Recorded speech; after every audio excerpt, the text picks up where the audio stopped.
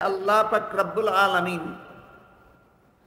পবিত্র কোরআনের এক আয়াতে বলেছেন, যারা আল্লাহর বিধানে আল্লাহর বিধান মতে দেশ শাসন করে না তারা কাফির।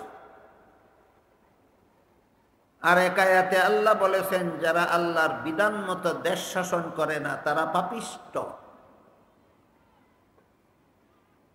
কাফির কেন বললেন, পাপিষ্ট কেন বললেন, পার্থক্যটা গতকালকে পরিষ্কারভাবেই আপনাদের সামনে বলা হয়েছে। তারপরও বিষয়টা যেহেতু গুরুত্বপূর্ণ এবং কঠিন এবং জটিল, এই জন্য ব্যাপারটা নিয়ে যেন কারো মধ্যে কোনো রকমের ভুল বুঝাবুঝির সৃষ্টি না হয়, সেজন্য আজকে আমি আবারও বলে দিতে চাই যে আল্লাহর বিধান মতো যারা দেশ শাসন করে না এদেরকে আল্লাহ এক আয়াতে কাফির বলেছেন আর এক আয়াতে ফাসিক বা পাপিষ্ট বলেছেন। একেই অপরাধের ব্যাপারে আল্লাহ দুই রকম পরিণতির কথা বললেন। এর কারণ হলো সূরা মায়েদার 44 নম্বর আয়াত, 44 নম্বর আয়াতে আল্লাহ বলেন, মাল্লাম ইয়াহকুম বিমা আনজালাল্লাহু ফাউলাইকা হুমুল কাফিরুন। এর অর্থ হলো আল্লাহর বিধান মতো যারা দেশ শাসন করে না তারা কাফির।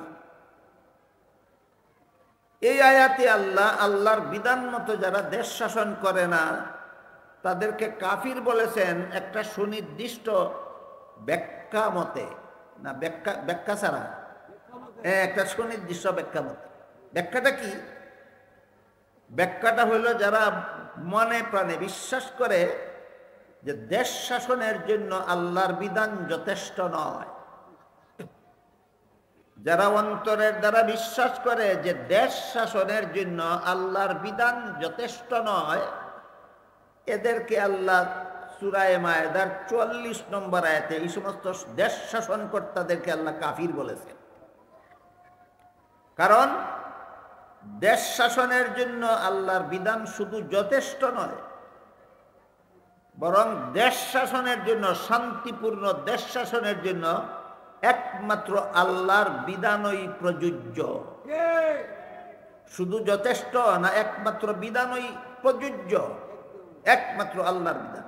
আল্লাহর বিধান ছাড়া দেশ শাসন করলে এই দেশ কোনোদিনও শান্তিপূর্ণভাবে শাসিত হবে না। এই ব্যাখ্যা মতো আল্লাহ সূরা মায়েদার 44 নম্বর আয়াতে যারা আল্লাহর বিধান মতে দেশ শাসন করে না এদেরকে কাফির বলেছেন। বলুন ব্যাখ্যা ছাড়া না একটা ব্যাখ্যা সাপেক্ষে? ব্যাখ্যা কি? যারা মনে করে দেশ শাসনের জন্য আল্লাহর বিধান যথেষ্ট নয়, এদের ব্যাপারে আল্লাহ কাফির বলেছেন। আবার একই সূরার অর্থাৎ সূরা মায়েদার 47 নম্বর আয়াতে আল্লাহ বলেছেন, মাল্লাম ইয়াহকুম বিমা আনজালাল্লাহু ফাউলাইকা হুমুল ফাসিকুন। এর অর্থ হলো যারা আল্লাহর বিধান মতো দেশ শাসন করে না এরা ফাসিক। ফাসিক কোরআনের ভাষা, বাংলা হলো পাপিষ্ট। বাংলা কি? পাপিষ্ট। যারা আল্লাহর বিধান মতো দেশ শাসন করে না তাদেরকে এখানে আল্লাহ পাপিষ্ট বলেছে। এই পাপিষ্ট শব্দটাও আরেক ব্যাখ্যা সাপেক্ষে বলেছেন। সেই ব্যাখ্যাটা হলো যারা দেশ শাসনে, শান্তিপূর্ণ দেশ শাসনের জন্য আল্লাহর বিধানকেই যথেষ্ট মনে করে, কিন্তু ব্যক্তিগত অবৈধ স্বার্থ রক্ষার কারণে গদিতে গিয়াও আল্লাহর বিধান মতো দেশ শাসন করে না। আল্লাহর বিধানে দেশ শাসনের জন্য আল্লাহর বিধান যথেষ্ট মনে করে না, না অবৈধ স্বার্থের কারণে বাস্তবায়ন করে না। যারা দেশ শাসনের জন্য আল্লাহর বিধানকেই যথেষ্ট বলে বিশ্বাস করে কিন্তু এদের অবৈধ স্বার্থ রক্ষার জন্য যেই কথা বিশ্বাস করে এই কথা বাস্তবায়ন করে না, পালন করে না, এদেরকে আল্লাহ সূরা মায়েদার 47 নম্বর আয়াতে ফাসিকুন বলেছেন, পাপিষ্ট বলে আখ্যায়িত করেছেন। যেহেতু আল্লাহ দুই ব্যাখ্যা মতো এদেরকে দুই আয়াতে দুই ধরনের পরিণতির কথা বলেছেন, তাই আমরা ঢালাওভাবে যারাই দেশ শাসন করে না এদেরকেই কাফির বলবো না। যারাই গদিতে গিয়া আল্লাহর বিধান মতে দেশ শাসন করে না, ঢালাওভাবে এদের সবাইকে আমরা কাফির বলবো না। কেন? জানতে হবে, এদেরকে জিজ্ঞাসা করতে হবে, তুমি কি শান্তিপূর্ণ দেশ শাসনের জন্য আল্লাহর বিধানকে যথেষ্ট মনে করো না? যদি জবাবে বলে না, আল্লাহর বিধানকে দেশ শাসনের জন্য যথেষ্ট মনে করি না, তখন অবশ্যই এরা ৪৪ নম্বর আয়াতের ঘোষণা মতো কাফির সাব্যস্ত হবে। বিষয়টা কি আমি আপনাদেরকে বোঝাতে পারতেছি?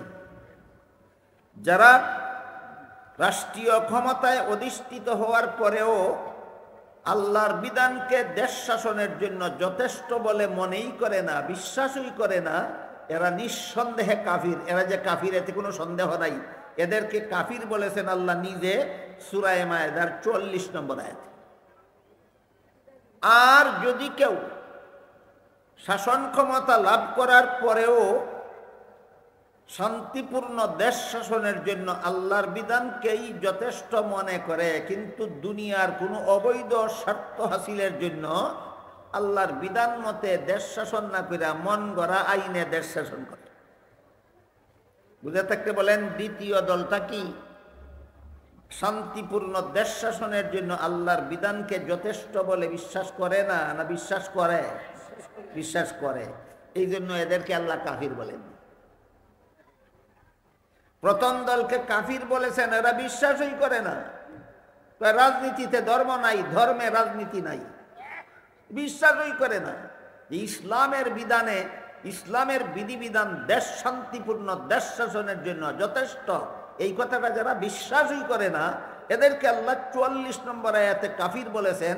আর যারা বিশ্বাস করার পরেও কোনো অবৈধ স্বার্থ রক্ষার জন্য গদিতে যাওয়ার পরেও আল্লাহর বিধানে দেশ শাসন করে না, এরা কি দেশ শাসনের জন্য আল্লাহর বিধানকে যথেষ্ট মনে করে না, না মনে করে? মনে করে। এই জন্য এদেরকে আল্লাহ কাফির বলেননি, এদেরকে আল্লাহ পাপিষ্ট বলেছেন, ফাসিক বলেছেন। এর উদাহরণ হইল ৫ বেলার নামাজ। কেউ যদি ৫ বেলার নামাজকে ফরজ বলে বিশ্বাস করে না, সে কাফির। আর কেউ যদি ৫ বেলার নামাজকে ফরজ বিশ্বাস করার পরও পড়ে না, আপনাদের জানা থাকলে বলুন, সে কাফির না ফাসিক? এই উদাহরণটা বুঝতে বড় সহজ। যারা ৫ বেলার নামাজকে আল্লাহ কোরআনে ফরজ বলে ঘোষণা দিয়েছেন, আল্লাহ বলেন ইন্নাস সালাতা কানাত আলাল মুমিনিনা কিতাবাম মাওকুতা। এর অর্থ হলো নির্ধারিত সময়ে নামাজ আদায় করা মুমিনদের জন্য ফরজ করা হলো।